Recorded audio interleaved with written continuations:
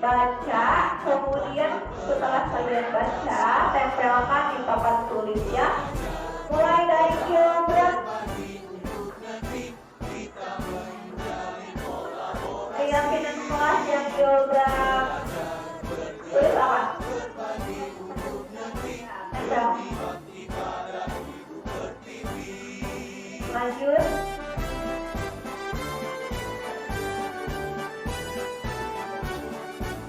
Keyakinan kelas juga apa? Berdoa sebelum dan sesudah pembelajaran. Ya, tempel. Lanjut. Renaldi.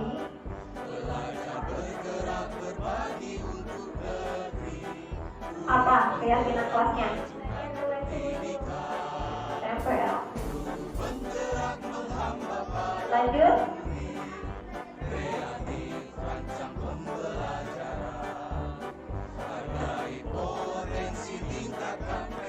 Keyakinan kelasnya apa? Tempel lagi. Lanjut. Religi akbar. Apa keyakinan kelasnya? Saling menghargai ya.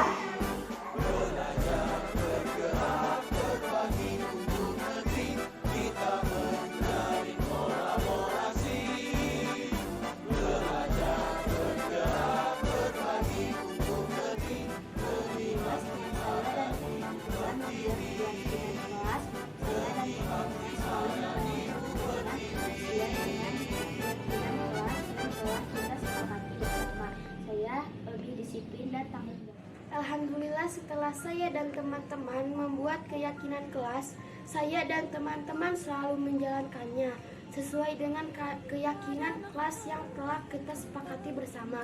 Saya lebih disiplin dan tanggung jawab. Melaksanakan kesepakatan kelas, saya dan teman-teman lebih bertanggung jawab. Sama jadi sebuah cerita, pahit getirnya kisah ini, namun kuat dan menguatkan.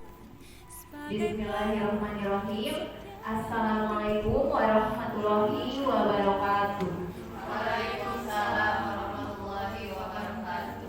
Kepada Ibu Kepala Sekolah SD Negeri Santaka yang saya hormati, Bapak Ibu Guru yang saya hormati, pertama-tama marilah kita panjatkan puji syukur atas kehadiran Allah Subhanahu wa Ta'ala yang mana telah memberikan karunia kepada kita sehingga pada hari ini kita dapat mengikuti kegiatan sosialisasi tentang berbagi pengalaman dan pemahaman mengenai penerapan konsep-konsep inti budaya positif modul 1.4 ini. Tak lupa sholat serta salam tetap kita curahkan dan limpahkan kepada Nabi besar kita Nabi Muhammad SAW, kepada keluarganya, sahabatnya, ulamanya, tabi'inya, dan semoga sampai kepada kita selaku umat. Terima kasih kepada Bapak Ibu guru yang sudah bersedia mengikuti kegiatan berbagi pengalaman dan pemahaman ini. Nah, Bapak Ibu, mohon maaf, saya di sini bukannya untuk mengajarkan, tapi saya di sini untuk berbagi pengalaman saja dan pemahaman apa yang ada pada modul 1 ini dari 1.1 sampai dengan 1.4. Bapak Ibu, ada konsep-konsep inti modul budaya positif. Yang pertama itu ada perubahan paradigma belajar, disiplin positif, motivasi perilaku manusia, kebutuhan dasar. Yang kelima itu posisi kontrol restitusi. Yang keenam keyakinan kelas, dan yang ketujuh itu adalah segitiga restitusi. Nah, Bapak Ibu, perubahan paradigma belajar kita lihat pada zaman kolonial. Pada pendidikan zaman kolonial ini memang pendidikan itu hanya diajarkan membaca, menulis, dan menghitung Sedangkan pada pendidikan paradigma baru itu pendidikannya yang berpusat pada murid. Jadi segala sesuatu proses pembelajaran itu dilaksanakan tergantung dan sesuai karakteristik murid dan kebutuhan murid. Disiplin positif. Nah, disiplin positif itu adalah salah satu penerapan disiplin yang bertujuan untuk menumbuhkan kesadaran anak untuk melakukan sesuatu tanpa hadiah, ancaman, dan hukuman. Nah, untuk menerapkan disiplin itu sebetulnya ada 6 pilar nilai-nilai kebajikan universal. Tapi di sini saya mengambil profil pelajar Pancasila. Nah, di sini ada konsep disiplin dengan identitas yang gagal. Ada disiplin yang harus dilaksanakan. Dulu, kalau misalnya kita ingin anak disiplin itu dengan hukuman, Bapak Ibu. Dengan hukuman itu bisa menerapkan anak untuk disiplin. Padahal hukuman itu adalah bersifat menyakitkan, membuat anak tidak nyaman, kemudian memaksa, kemudian murid itu menjadi takut, murid menyembunyikan kesalahan, dan murid menjadi rendah diri. Ada juga penghargaan. Nah, penghargaan ini untuk dulunya untuk menanamkan disiplin. Namun, pada kenyataannya penghargaan itu adalah tidak efektif, merusak hubungan, kemudian mematikan kreativitas, menghukum dengan sistem ranking, merampas hak menghargai dirinya. Misalnya, si anak ingin disiplin, oh iya kita berikan saja penghargaan. Namun, ketika ada anak yang lainnya, kalau misalnya dikasih suatu penghargaan itu akan merusak hubungan.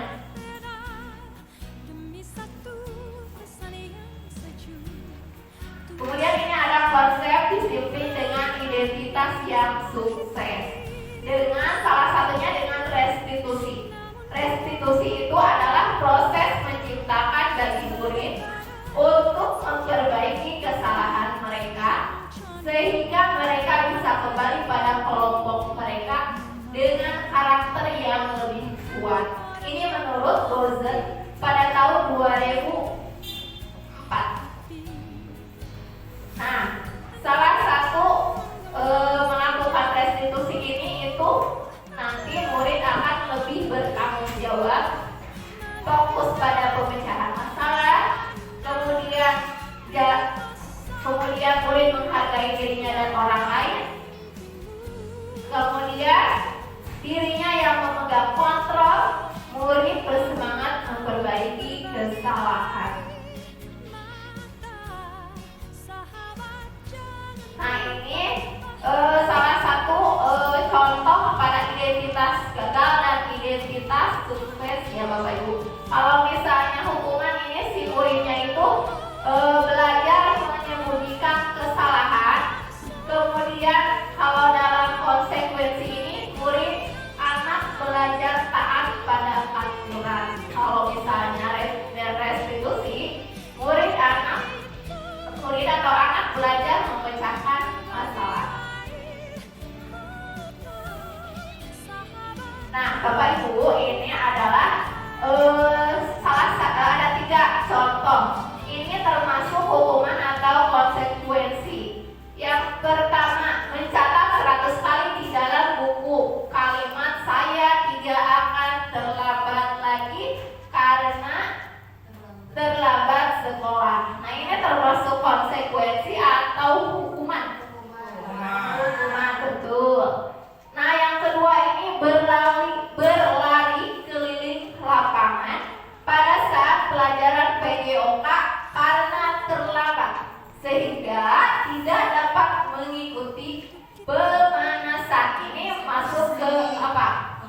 Konsekuensi, betul. Kemudian yang ketiga, ini berdiri di depan kelas dengan satu kaki mana? Betul sekali. Ini ada ciri-ciri restitusi ya Bapak Ibu. Yang pertama, menguatkan dan fokus pada solusi. Jadi kalau misalnya kita melaksanakan restitusi, ini salah satu cirinya ya Bu. Kemudian yang kedua, fokus pada karakter bukan tindakan. Jadi kita fokusnya hanya pada karakternya. Kemudian bukan menebus kesalahan, melainkan belajar dari kesalahan. Bukan menebus kesalahan ya Bapak Ibu ya. Kemudian mencari kebutuhan dasar yang mendasari tindakan. Selanjutnya tawaran bukan paksaan. Jadi hanya menawarkan kepada muridnya apakah mau melakukan perubahan ke arah yang lebih baik atau tidak. Kemudian ada memperbaiki hubungan, memperbaiki untuk melihat ke dalam diri. Nah, ini ada motivasi perilaku manusia. Motivasi adalah dorongan yang timbul pada diri seseorang secara sadar atau tidak sadar untuk melakukan suatu tindakan dengan tujuan tertentu. Jadi motivasi itu ada pada diri sendiri, bukan atas dari dorongan orang lain. Motivasi itu ada dua ya Bapak Ibu, ada motivasi ekstrinsik, kemudian ada motivasi intrinsik. Kalau misalnya motivasi ekstrinsik itu, murid melakukan disiplin itu hanya karena takut dihukum. Yang kedua itu murid melakukan disiplin karena ingin mendapatkan imbalan atau penghargaan. Jadi kalau misalnya nggak dikasih imbalan atau penghargaan, ya si muridnya itu tidak memiliki motivasi. Kemudian motivasi intrinsik, mereka melakukan sesuatu karena nilai-nilai yang mereka yakini dan hargai. Mereka melakukannya karena mereka ingin menjadi orang yang melakukan nilai-nilai yang mereka yakini tersebut. Nah, ini adalah motivasi yang akan membuat seseorang memiliki disiplin positif karena motivasinya berperilaku bersifat internal bukan eksternal.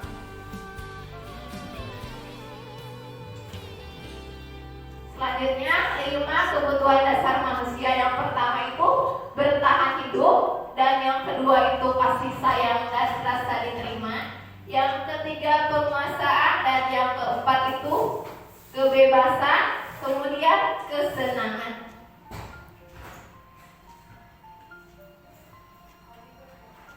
Nah, di sini ada kebutuhan bertahan hidup. Kebutuhan bertahan hidup ini adalah kebutuhan yang bersifat fisiologis untuk bertahan hidup, misalnya kesehatan, rumah, dan makanan. Kemudian ada kasih sayang dan rasa diterima. Ini kebutuhan untuk diterima. Jadi posisi kita ingin diterima oleh orang lain. Kemudian ada penguasaan. Penguasaan itu, kebutuhan ini berhubungan dengan kekuatan untuk mencapai sesuatu, menjadi kompeten, menjadi terampil, kemudian melalui atas prestasi dan keterampilan kita didengarkan dan memiliki rasa harga diri. Ada kebebasan. Nah, ini kebebasan ini kebutuhan untuk bebas. Kebutuhan akan kemandirian ekonomi, memiliki pilihan dan mampu mengendalikan arah hidup seseorang. Ada kesenangan. Ini kesenangan ini kebutuhan akan kesenangan, mencari kebahagiaan, mencari kesenangan, ingin bermain dan juga tertawa.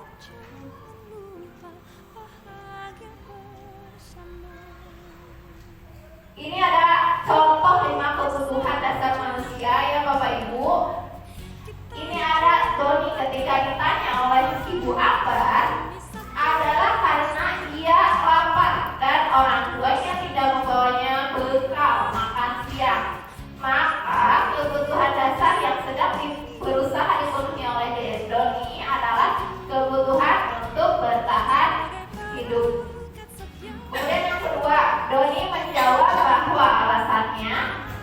mengambil bekas temannya itu karena dia merasa senang. Temannya jadi memperhatikan dia. Ketika temannya melaporkan tindakannya itu pada gurunya, dan gurunya memberitahu orang tuanya, sehingga orang tuanya jadi memperhatikan dia. Ini adalah kebutuhan kasih sayang dan rasa diterima. Contoh 5 kebutuhan dasar manusia yang selanjutnya ini adalah Doni merasa hebat. Kemudian temannya itu bisa menuruti keinginannya. Nah, ini adalah kebutuhan dasar termasuk kepada penguasaan ya Bapak Ibu. Kemudian selanjutnya ini merasa bosan dengan bekal makanannya yang dibawakan ibunya itu dari rumah, karena ibunya selalu membawakan bekal yang sama. Oleh karena itu dia ingin mencoba makanan teman-temannya yang beraneka ragam. Maka Doni ini memenuhi kebutuhan akan kebebasan. Kemudian yang selanjutnya ini, ia menikmati ekspresi wajah teman-temannya yang kesal karena diambil makanannya, dan menurut dia ekspresi teman-temannya itu lucu. Maka Doni itu sedang berusaha memenuhi kebutuhan akan kesenangannya. Ini ada posisi kontrol dari restitusi, yaitu ada penghukum, ada pembuat orang merasa bersalah, ada teman, pemantau, dan manajer. Yang paling bagus itu adalah posisi manajer, ya. Kalau misalnya penghukum, si gurunya itu langsung menghukum si muridnya tanpa memberikan alasan. Si muridnya itu langsung dihukum sama gurunya. Kemudian membuat orang merasa bersalah, jadi menunjukkan kekecewaan yang mendalam si gurunya itu. Kemudian ada posisi teman. Teman ini membuatkan alasan-alasan untuk murid-muridnya. Kalau misalnya pada posisi teman, ini posisi pemantau itu ada menghitung dan mengukur. Kemudian ada posisi manajer, mengajukan pertanyaan-pertanyaan. Nah Bapak Ibu, ini sebetulnya ada dampak negatifnya dan hasilnya. Kalau misalnya penghukum itu, si muridnya juga nantinya itu akan memberontak, akan dendam.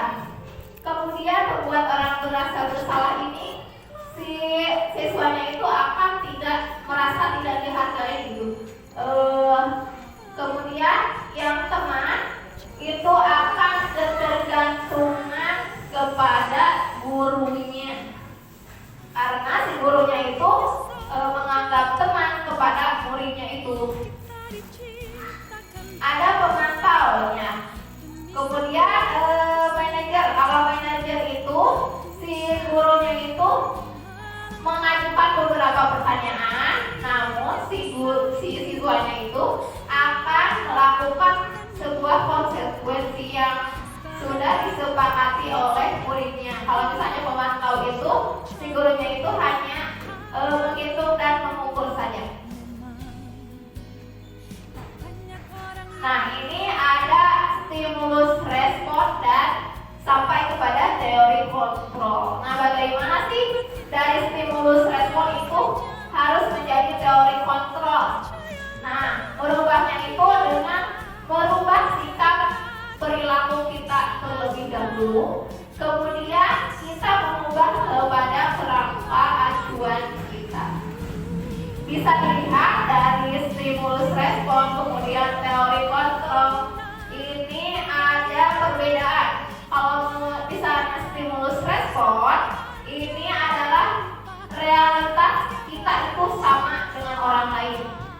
Dan teori kontrol itu realitasnya kita itu berbeda. Dan memang kenyataannya kita dengan orang lain itu berbeda. Kemudian semua orang melihat hal yang sama kalau pada stimulus respon. Sedangkan pada teori kontrol, ini setiap orang memiliki gambaran berbeda. Di stimulus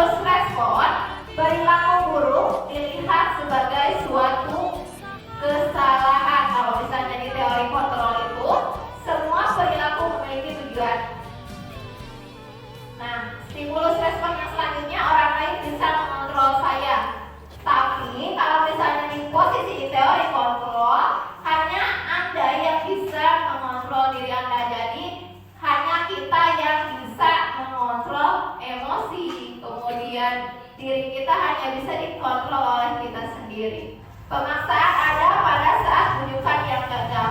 Kalau dari teori kontrol ini, kolaborasi dan konsensus menciptakan pilihan-pilihan baru. Nah, teori kontrol ini memang model berpikirnya itu menang-menang.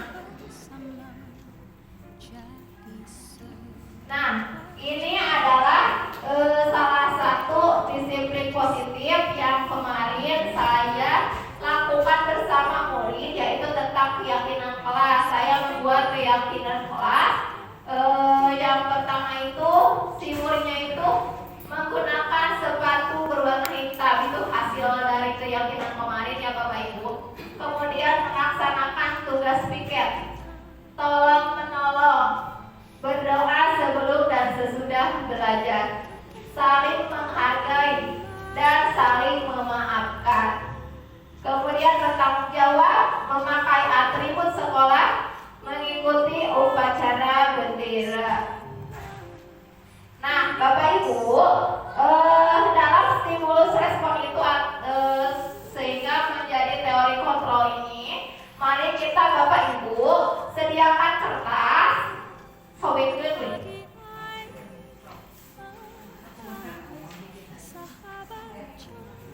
Kita contohkan bahwa yang bisa mengontrol diri, yang bisa mengontrol itu hanya kita sendiri. Sobek, kemudian Bapak Ibu tuliskan sesuatu yang berharga menurut Bapak Ibu. Mau benda, mau berupa misalnya rezeki, mau seperti itu boleh. Yang paling berharga sekali menurut Bapak Ibu. Maka ditulis ya Bapak Ibu.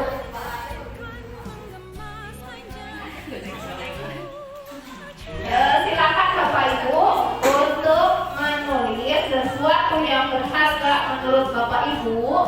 Selanjutnya, Bapak Ibu guru maka digenggam dengan sekuat tenaga, arahkan ke teman sebelah Bapak Ibu. Bapak Ibu boleh mengambil, menghati. Sudah Bapak Ibu dilaksanakan ya proses menggenggamnya itu. Nah, ada yang memberikan genggamannya itu kepada temannya? Ada. Yuli, kenapa? Itu kan paling berharga ya menurut Yuli. Kenapa diambil itu boleh, sedangkan ini adalah barang atau berharga sekali bagi guru.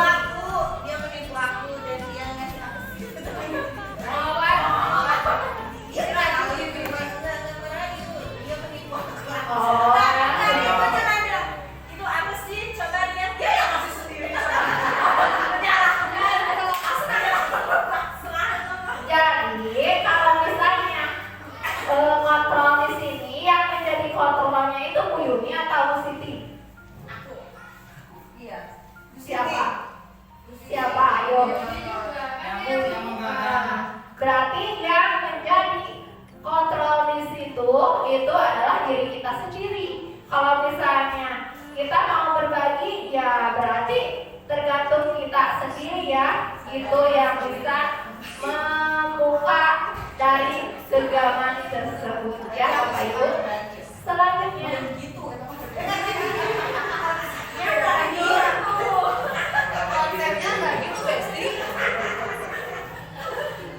nah Bapak Ibu, dalam membuat keyakinan kelas, kenapa keyakinan kelas? Kenapa tidak beraturan kelas saja? Kalau misalnya beraturan kelas itu harus begini, tidak boleh begitu ya. Nah itu adalah bersifatnya sangat memaksa kalau misalnya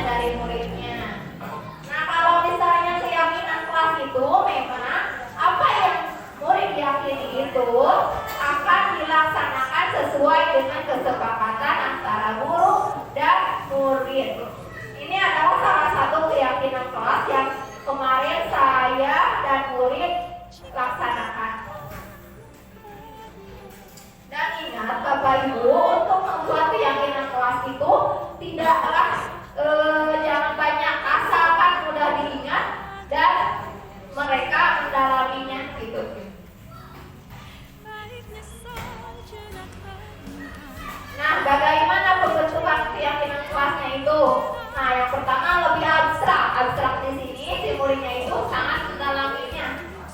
Kemudian sedikit saja, kemudian agar mudah diingat. Berupa pertanyaan universal, kemudian sesuai dengan kondisi kelas agar mudah diterapkan. Dibuat dalam bentuk positif, maksudnya bagaimana? Jadi kita hindari membuat keyakinan kelas itu dari kata dilarang. Tidak boleh, jangan, ya. Nah, kalau misalnya pembuatan keyakinan kelas itu harus berupa kalimat yang positif. Kemudian semua warga di kelas itu ikut dilibatkan pada saat pembuatan keyakinan kelas. Nah, ini ada segitiga restitusi ya Bapak Ibu. Ini ada yang pertama langkah-langkahnya itu menstabilkan identitas, kemudian memvalidasi tindakan yang salah, kemudian ada yang ketiga itu menanyakan keyakinan. Ini ada beberapa pertanyaan. Nah, pada menstabilkan identitas itu berupa pernyataan dari gurunya. Misalnya setiap orang itu pasti pernah melakukan kesalahan. Kalau misalnya validasi tindakan yang salah, kamu tentu punya alasan mengapa melakukan itu. Kalau misalnya menanyakan keyakinan, kamu ingin menjadi orang yang seperti apa? Itu menanyakan keyakinan. Nah, Bapak Ibu, ini adalah salah satu video yang saya buat ketika membuat segitiga restitusi, Bapak ya. Ini adalah satu video yang menggunakan segitiga restitusi ya, Bapak Ibu. Silakan.